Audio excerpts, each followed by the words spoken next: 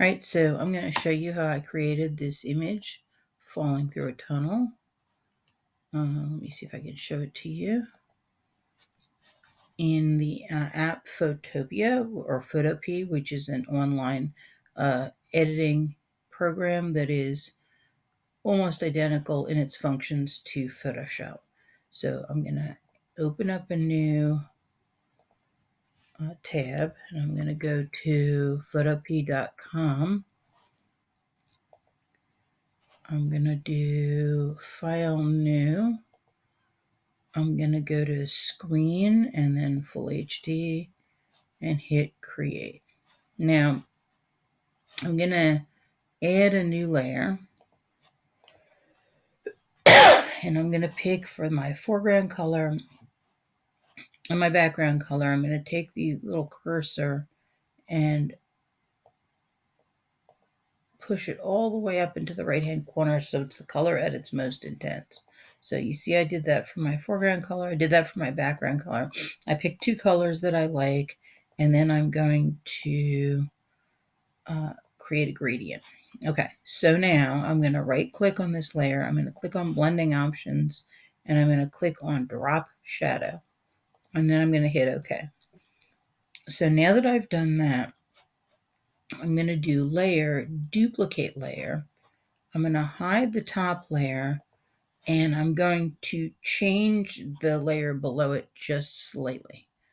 I'm going to go to Image, Adjustments, and I'm going to go to Hue, Saturation, and Lightness. The first thing I'm going to do is I'm going to make I'm going to make it lighter by just a little bit, and I'm going to desaturate it by just a little bit. So it's going to be lighter, but it's going to be duller. I'm going to leave the hue, which is the color, the same. So this is the new version, and that's the old version. And now I'm going to take the new one. I'm going to duplicate that layer, and I'm going to hide the one on top. I'm now going to go to the new one that's on the bottom, and I'm going to do the same thing. I'm going to do Image, Adjustments, and I'm going to desaturate it, which is going to make it duller, and I'm going to lighten it just a little. Okay, so I've got these layers, and each one is a little bit lighter than the other and a little bit less saturated. So we'll start at the top layer, and I'm going to use my rectangular marquee tool, and I'm going to cut a rectangle out. I'm going to cut out the rectangle, and then on my keyboard there should be a backspace or delete key. I'm going to hit that, and because I have to drop shadow, it's going to look very 3D. Now, once I have this layer, I can duplicate it again, and that'll make the shadow even deeper because I've got two layers the same that have the shadow. So I can they're all identical layers, but each one has their own drop shadow. Now I can go to the one below it, and I can just use the move tool and move it.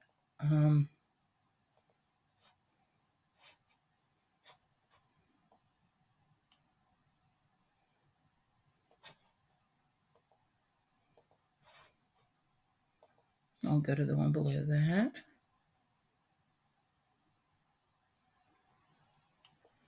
So you get the sense of depth. So let me go to the layer below that. Again, I'm going to use my rectangular marquee.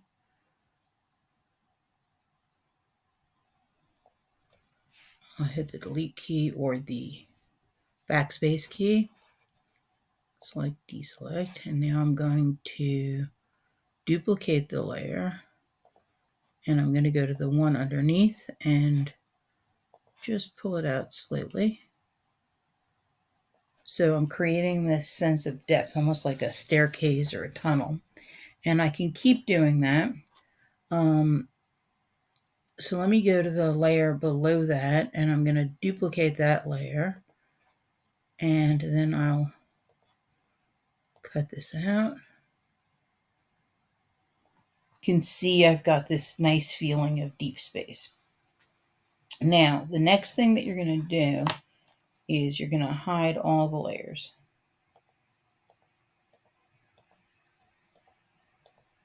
Everything's going to be hidden except the background. You're going to go to the very, very top, and you're going to do, well, you're going to do layer at the top, layer, new, layer. And in this top layer, that's where you're going to draw your falling person. Now, it doesn't have to be a falling person. It could be a falling fish or a falling anything. But I'm going to do a person. So, let's see. You can use, I'm using a Wacom tablet, but my students have Chromebooks that have touchscreens. So if you use the brush tool and you pick, you go back to black and white for your foreground and background color, with black being your foreground and white being your background. You can see how the brush is at 15 and the hardness is all the way at 100%. You can draw your person. So it's just going to be a silhouette of a person. So the easiest way to do that is to just draw an egg shape for the head. And again, you have a touch screen, use it. You're going to draw a line for the shoulders, another line for the hips. You're going to make an X connecting those lines like an hourglass. Then you're going to continue one of the lines to make the legs and continue the other line to make the other leg. So each line goes from the bottom of the foot all the way up through the hips to the opposing shoulder. And that's how you make the arms and legs. So again, you want to make a falling person. So you're going to make the basic stick figure first, but a line for the shoulder, a line for the hips, that X, and then continue to extend the X out to make the legs. Now, what you do is you're going to just make a curved line on either side of the X for the waist, and you're going to draw a line from the armpit to the elbow, and then another line from the wrist to the elbow.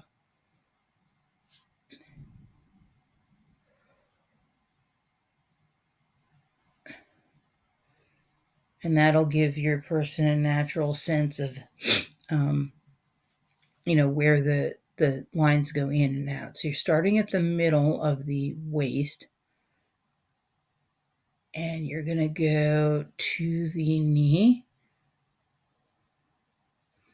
and then you're going to curve out a little and go in at the ankle. All right, now you've got all these spaces to fill in. The easiest way to do that is to use the paint bucket tool.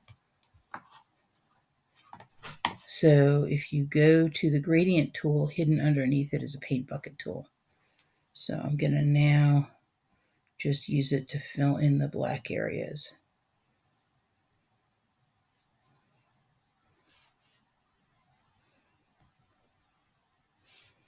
The smaller areas you may just want to fill in with the brush tool, which is what I'm going to do now with these small areas. Okay. All right. Person does not have to be extremely detailed. All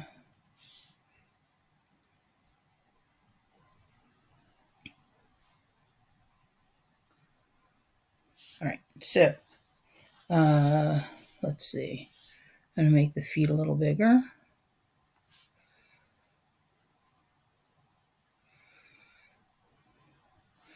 I'm going to give them fingers.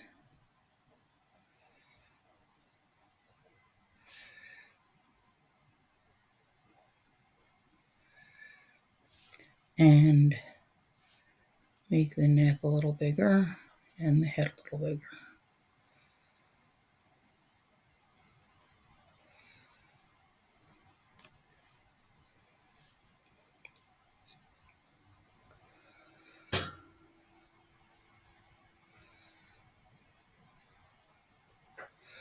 All right, and that's absolutely fine at this point. So now you're going to take your person and you're going to do edit, transform, and you're going to do perspective. And here's what you're going to do. You're just going to squeeze it down there and it'll distort. And you can squeeze it out that way. And that way it'll look like the person is actually falling. So then you can do edit, transform, rotate. So they really look like they're falling down, so that the legs look like they're close and the body looks like it's coming towards you. Okay. So I'm going to take this and I'm going to duplicate it, layer, duplicate layer. And I'm going to take the one underneath. I'm going to do edit, transform, scale.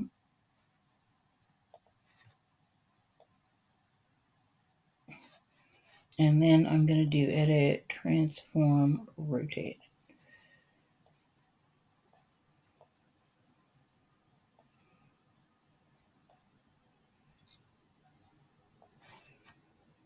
Okay, so now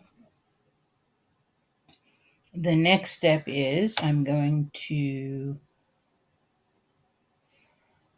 go right click, blending options, drop shadow on each one.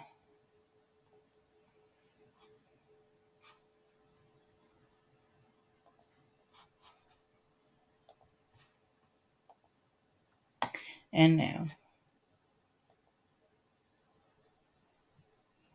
I'm going to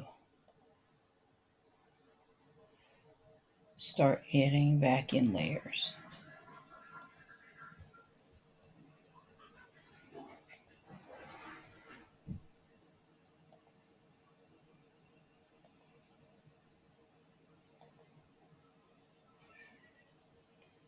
So I'm going to go to the bottom layer and I'm going to duplicate the layer, and then I'm going to add another box.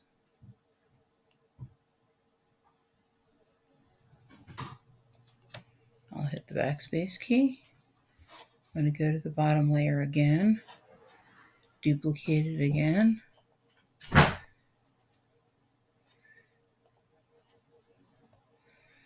and I'm going to keep on adding these cutouts.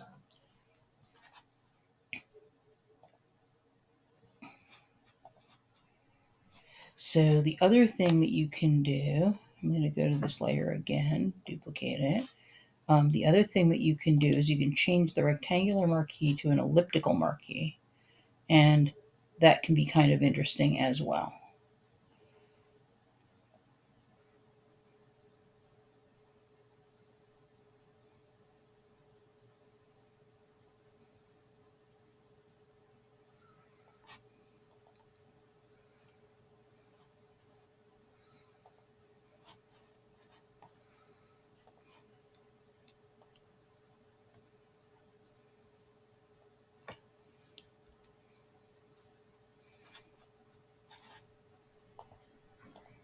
Now, just by duplicating each layer over and over and over again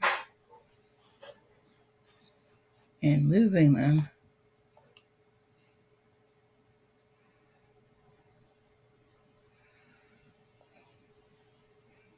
you can create a crazy sense of depth to your artwork.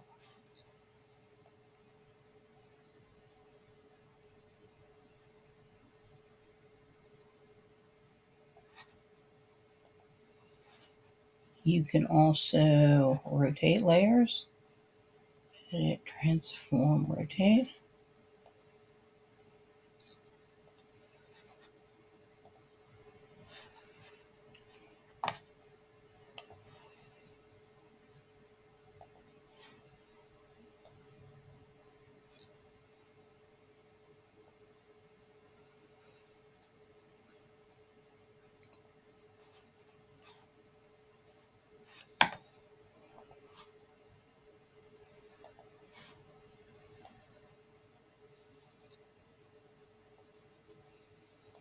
And sometimes just a slight bit of rotation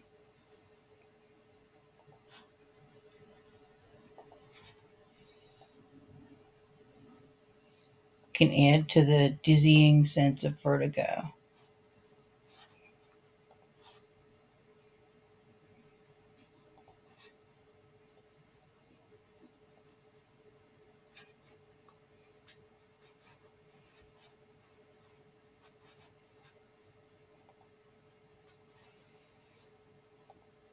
Putting the brighter colors in the foreground and the duller colors in the background will also add to the sense of depth. And what I can do is I can take this last layer, this bottom layer, and so what I'm going to do is I'm going to change the hue. The hue is the color.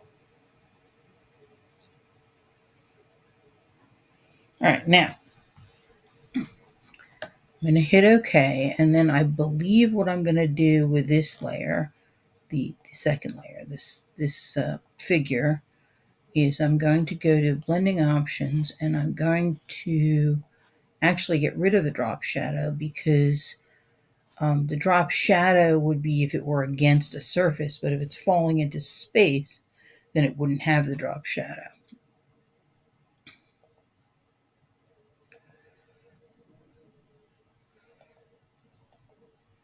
So I'm going to take away the drop shadow, and then I think I'm going to do edit, transform perspective again.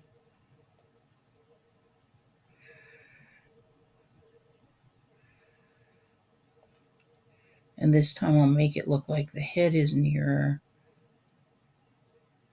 and the feet are farther.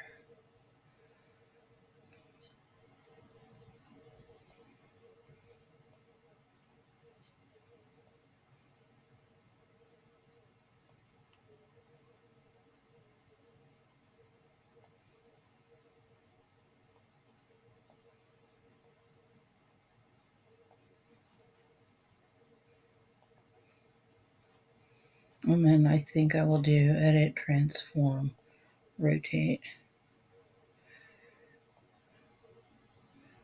and try and really make it look like the person is falling in space. Okay. And if I want to, I can duplicate this layer. I can take the one that's above, move them over here,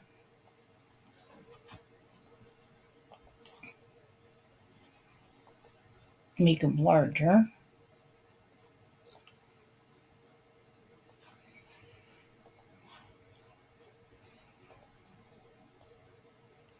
rotate them,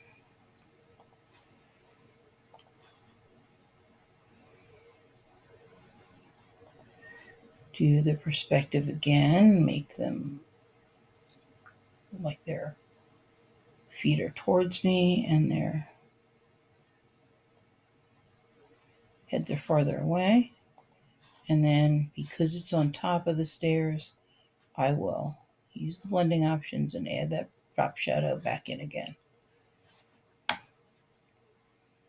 And I'll just do edit, transform, rotate to give them a more interesting tilt.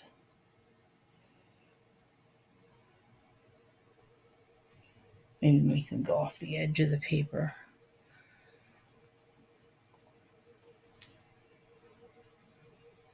And I'll take this top one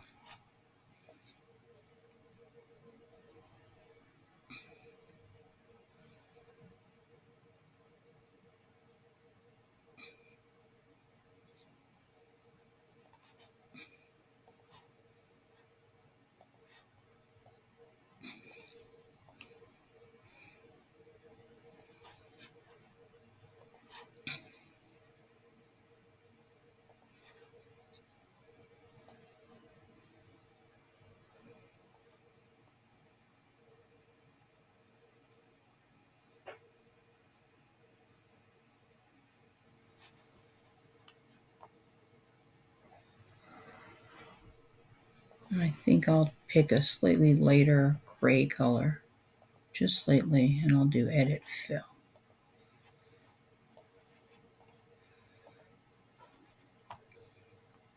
And the one down here on the bottom, I'm going to do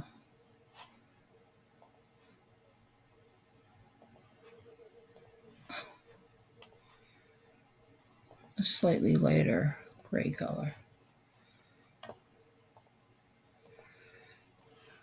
So now it has a more of a feeling of depth because the one in the front is a slightly different color.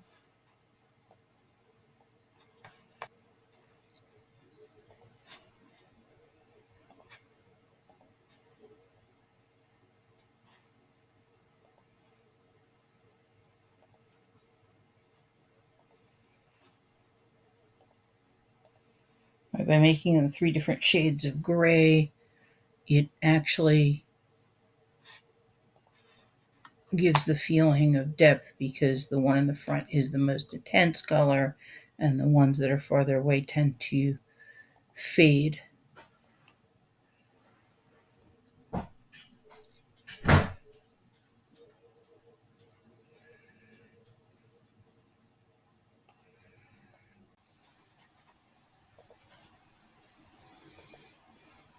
So here's what the finished product looks like. This is the finished image. You can see that the front one is black, the middle one is a medium gray, and the last one is a light gray.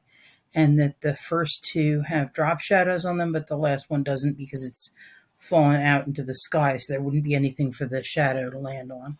And you could see how by adding drop shadows to all these layers and starting with the most intense, brightest color in the foreground and going to duller colors in the background, it increases the sense of depth.